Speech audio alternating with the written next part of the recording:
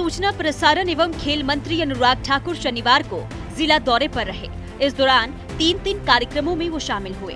सबसे पहले श्री विष्णु सनातन धर्म महाविद्यालय भटोली में आयोजित जिला स्तरीय युवा उत्सव में बतौर मुख्य अतिथि शिरकत की। इस मौके पर ऊना के विधायक सतपाल सिंह सत्ती भी मौजूद रहे।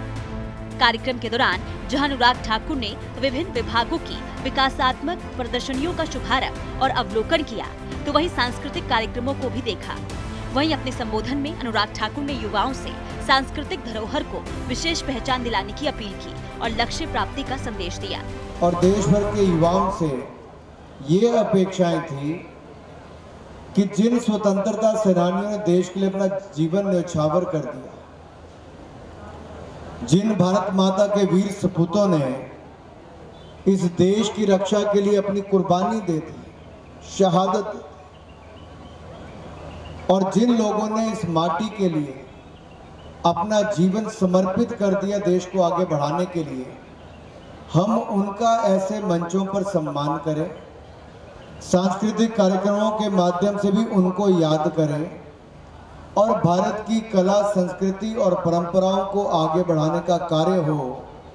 और कुल मिलाकर आज़ादी के 75 वर्ष पूर्ण होने पर पूरे देश भर में एक उत्सव जैसा माहौल हो। वहीं अपने एक दिवसीय ऊना प्रवास के दौरान अनुराग ठाकुर ट्रक यूनियन द्वारा आयोजित किए गए सम्मान समारोह में भी पहुंचे।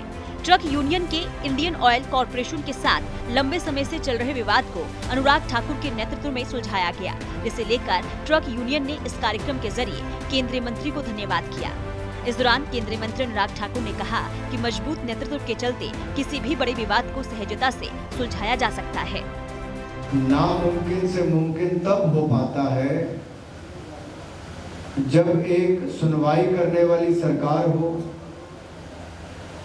और उस सरकार के मुखिया नरेंद्र मोदी हो, तो वो काम भी मुमकिन हुए जो नामुमकिन थे।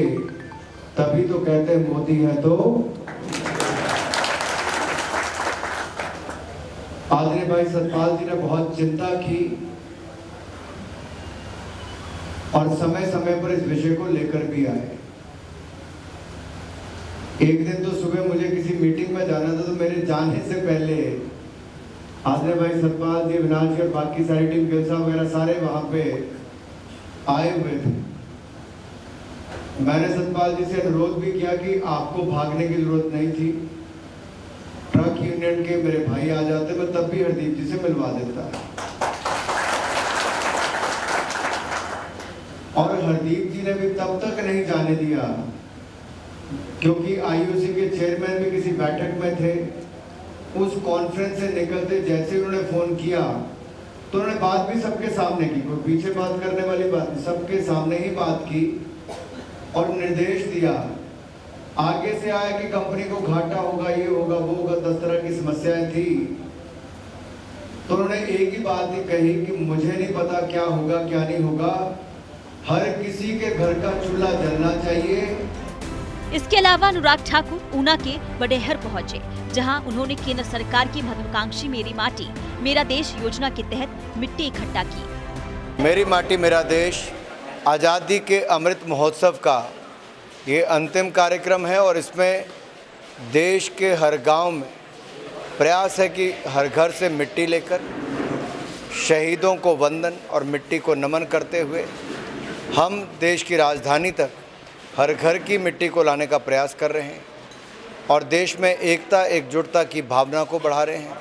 एक भारत श्रेष्ठ भारत, इसको बल दे रहे हैं और प्रधानमंत्री जी के पंचप्रण के अभियान को जन जन तक पहुंचा रहे हैं कि विकसित भारत बनाएंगे 2047 से पहले और हर नागरिक अपना कर्तव्य पालन करेगा।